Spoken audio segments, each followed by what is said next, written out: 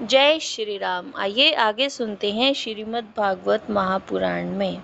दीति बोली कि भगवान शिव मुझ पर प्रसन्न हो। श्री मैत्रेय जी ने कहा कि तुम्हारा जो चित्त है वो प्रभु चरणों से ज़्यादा अपने पुत्रों की कामना से अभिभूत है।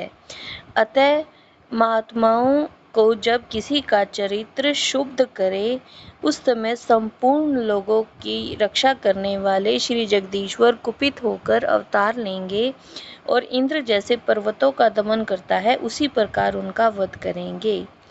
और फिर कहा, अदिति, तुम्हारी कोख से दो बड़े ही अमंगलमय और अधम पुत्र उत्पन्न होंगे और वे बार बार संपूर्ण लोक और लोकपालों को अपने अत्याचारों से रुलाएंगे। और जब उनके हाथ से बहुत से निरपराध और दीन प्राणी मारे जाएंगे तब प्रभु अवतार लेंगे। दीति ने कहा, प्रभु, मैं भी यही चाहती हूँ कि यदि मेरे पुत्रों का वध हो तो वह साक्षात भगवान चक्रपाणि के हाथ से हो, किसी ब्राह्मण के श्राप से ना हो। जो जीव ब्राह्मणों के शाप से दग्ध अथवा प्राणियों को भय देने वाला होता है उस पर कभी भी प्रभु दया नहीं करते।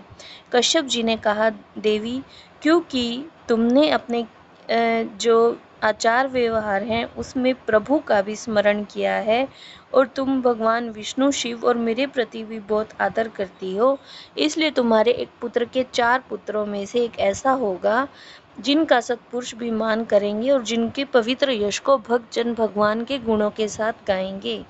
जिस प्रकार खोटे सोने को बार बार तपाकर शुद्ध किया जाता है उसी प्रकार साधुजन उसके स्वभाव का अनुकरण करने के लिए निर्वैरता आदि उपायों से अपने अंतःकरण को शुद्ध करेंगे। जिनकी कृपा से उन्हीं का स्वरूप भूत यह जगत आनंदित होता है वह स्वयं प्रकाश भगवान भी उसकी अनन्य भक्ति से संतुष्ट हो जाएंगे। दीति, वह बालक बड़ा ही भगवत भक्त, उदार हृदय, प्रभावशाली और महान पुरुषों का भी पूज्य होगा और अपनी प्रौढ़ भक्ति भाव से विशुद्ध और भावान्वित हुए अंतःकरण में श्री भगवान को स्थापित करके देह अभिमान को त्याग देगा। वह विषयों में अनासक्त, शीलवान, गुणों का भंडार, दूसरों की समृद्धि में सुख और दुख में दुख मानने वाला होगा। उसका कोई शत्रु नहीं होगा तथा चंद्रमा जैसे ग्रीष्म ऋतु के ताप को हर लेता है वैसे ही वह संसार के शोक को शांत करने वाला होगा।